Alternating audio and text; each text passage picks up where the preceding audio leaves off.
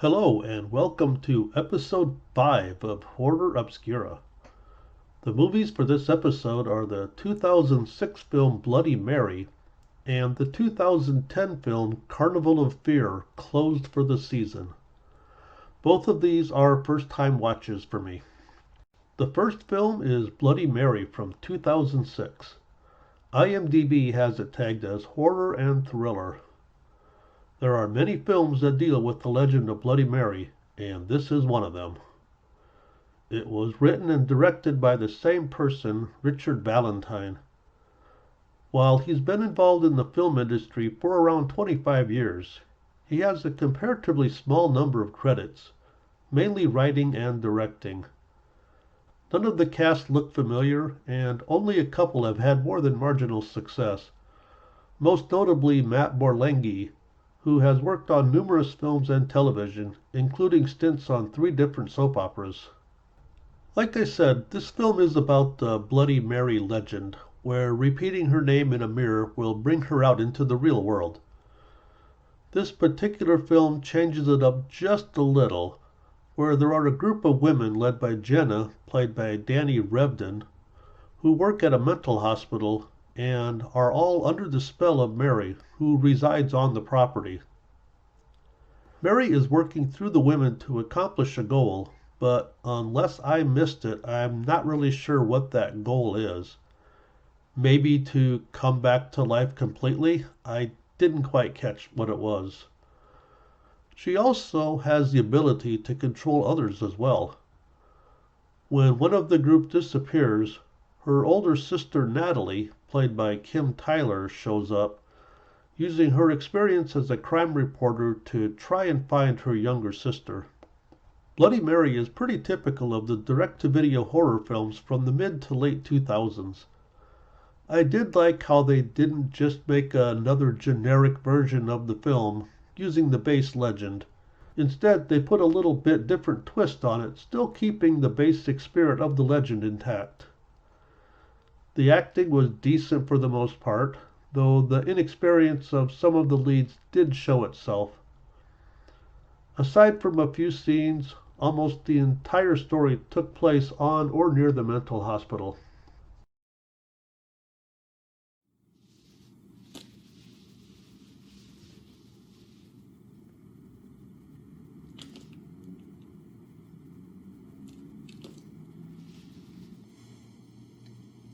I believe in Bloody Mary.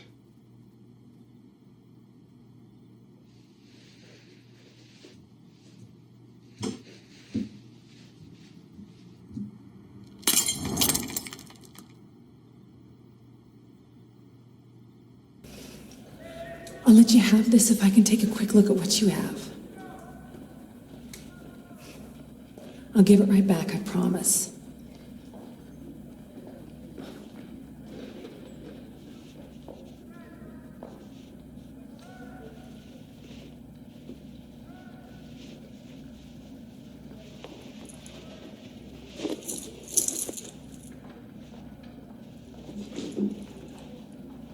Where did you get this?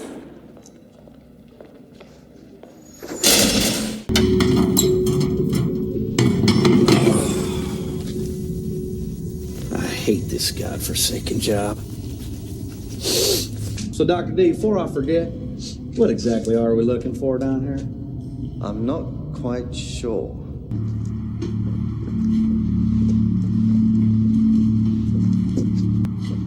What are you doing? Jesus Christ! What the fuck did you do that for? I mean, you just punched me in the throat? No shit!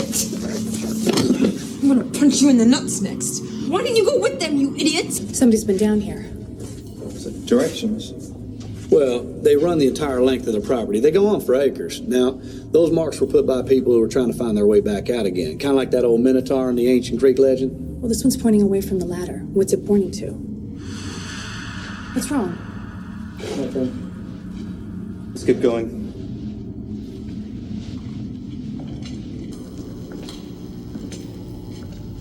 Oh my God! What is it? Nicole's been down here.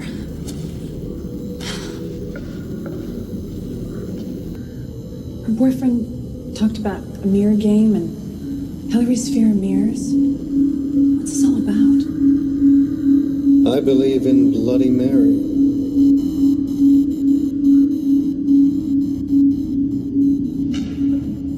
Doctor, I think we need to go back. It's that time again, huh?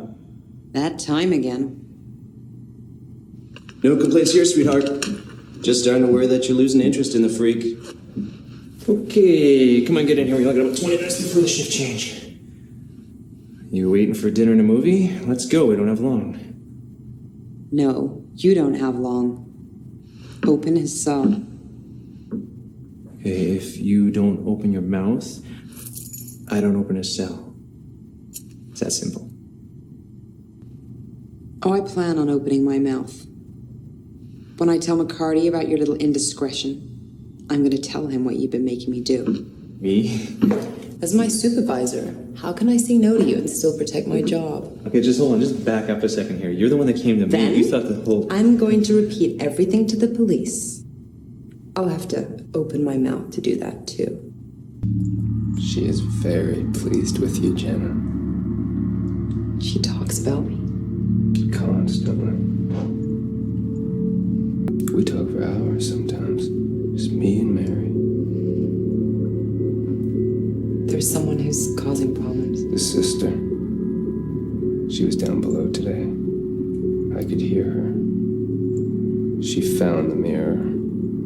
What does she want me to do? You know the way. All in all, the story is pretty well crafted. There are a couple times I got lost, especially with a couple of the girls under Mary's control looking kinda similar. There are some serious continuity errors surrounding Natalie's necklace, which appears and disappears numerous times and even takes on an entirely different design at one point. The way that Mary kills her victims ties back into the character's backstory for the film. And just so you're aware, there is nudity in the film, with a few shots of women topless, as well as a full rear nude shot of a female character and a male character as well. Bloody Mary is not rated and has a runtime of 93 minutes. At the time of posting this video, it had a 3.4 rating on IMDb with 1,476 ratings. 1 and 3 stars are the most picked, but 2 and 4 are right up there at that level. I feel pretty comfortable giving it 4 stars. If they would have just made another generic Bloody Mary legend movie, I probably would have went with 3 stars instead. What other films based on the Bloody Mary legend have you seen? I know there are quite a few, along with variations on the theme, with Candyman coming to mind immediately. And while you're doing that, why not take a couple quick seconds to hit the like button if you want to see more on this channel. The second movie for this episode is the 2010 film Carnival of Fear, closed for the season. The film was written and directed by Woelfel. He's had an extensive career dating all the way back to 1980. The main thing he did was as a composer, but he also did a lot of writing, directing, and editing, as well as dabble in numerous other crew positions. As is usually the case with these lower budget films, I didn't recognize any of the cast. This was the last project for the lead actress, Aimee Brooks. I don't know if that means anything or not.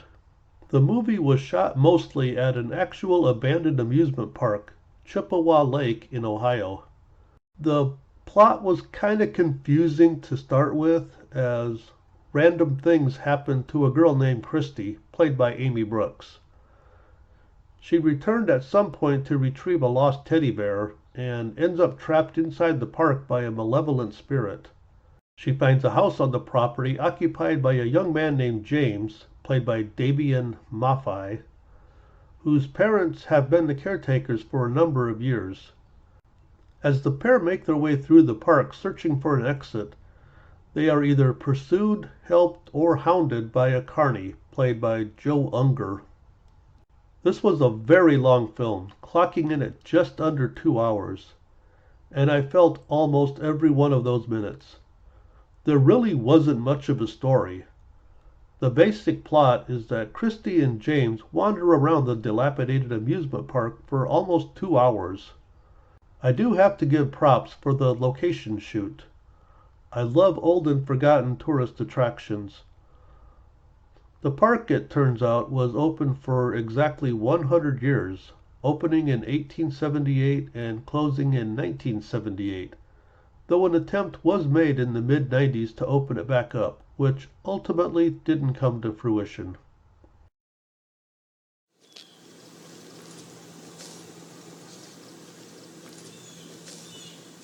I smell hamburgers. This would be the place for it. Towards the end, this was known as the beer garden. Yeah, we never came to this part of the park. Mom said there were bad people here. It kind of attracted the wrong kind of crowd to the place. I remember asking my dad why the motorcycle girls had chains on them. If they were pets.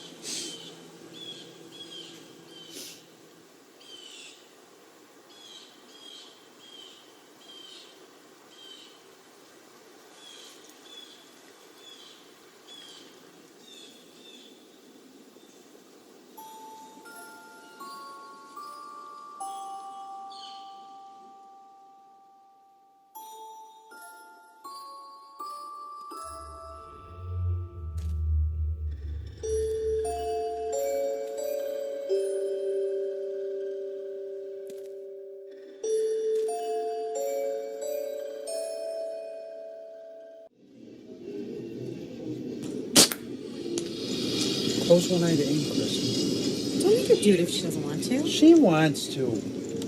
Don't baby her. Teaching her to kill things. She's not killing anything. Stupid game. Guns are gross anyway. Now, getting mad about it isn't going to help anything. Neither is trying to make a shooting game into some kind of life lesson. That boy over there won this, and he said to give it to you. Secret admirers are the best kind, sweetie. You know that's not true. This is how you got here. If it can't go anywhere, then which anywhere did you come from? With me, what you see is what you get. But what do you really know about James? I'm not listening to you. I'm not driving with you. Oh, you've seen me drive. Well, then you take a turn.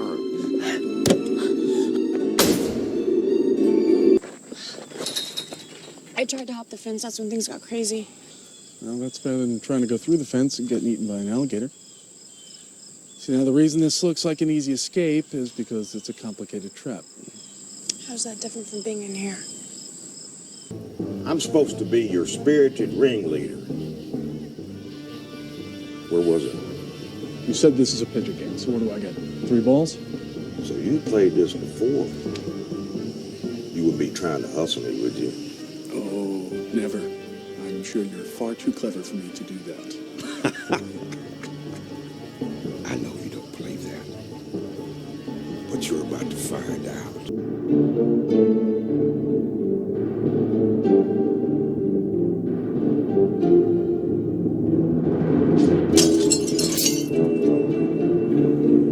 Wow!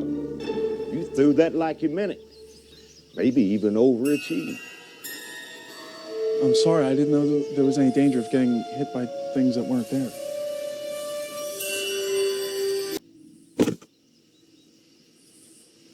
What? It's mine. Of course it is. Do with it as you will.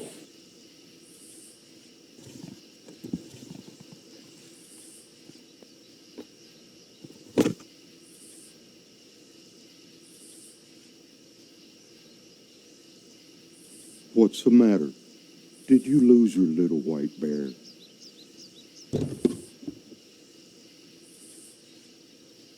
It's time to play my game. The film felt a lot longer than its runtime. I'd been watching it for what felt like 3 hours, only to discover I still had another half hour to go yet. With what the actors had to work with in the script, I would say they were pretty good. The reveal about the park's ominous atmosphere plays out over numerous scenes. The actual story is told real-time and flashback. With the initial shots of a boy riding a roller coaster, I was extremely worried about what I was about to subject myself to. The kid on the coaster was a digital effect, and it looked like a late 90s attempt to make a bad-looking special effect. Fortunately, it was just for those scenes. Carnival of Fear, closed for the season, is not rated, and, as I said earlier, clocks in at just under 2 hours, running 114 minutes. There was another 8 minutes of deleted scenes on the DVD I own. The movie has a current rating of 3.0, with 610 ratings at the time of posting. The majority of ratings are at 1 star. I was initially going to give it 2 stars because it was at least 20 minutes too long. But because of the shoot location of an abandoned park, I bumped it up to 3. I think Woelfel was in love with the site, and that's why there was only 8 minutes of deleted scenes. I'd love to hear from someone who's been to Chippewa Falls, either while in operation or after it was closed. Abandoned sites fascinate me, and I've been to a few, including investigating abandoned buildings, as well as old buildings being brought back from the dead. Thanks for watching episode 5 of Horror Obscura. If you're interested in checking out either of the movies on this episode, Bloody Mary is one you're going to have to search for, as it isn't available on streaming right now. However, Closed for the Season is currently on a couple services. Perhaps you may be able to find a used copy of the DVD somewhere for either of these films. I'd also appreciate it if you could hit the like button down below. It really helps, and if you know someone who might enjoy this content, please point them in this direction. Word of mouth is the best publicity. Also, hit the subscribe and alert buttons if you would like to know when the next video drops. And be sure to check out my Patreon page, Cinema Obscura, where I will be posting at least one bonus single movie episode per week. And you might as well stop by my sister channel, Cinema Obscura, where I'll be checking out a couple non-horror films. The cool thing is, if you decide to join the Patreon page, you will get access to the bonus single movie reviews I do for both channels. That's around 100 reviews each year between the two channels, give or take a few that aren't available here. It's sort of like 2 for Tuesday, but every day is a Tuesday. Thanks again for checking out the video, and have the best day ever.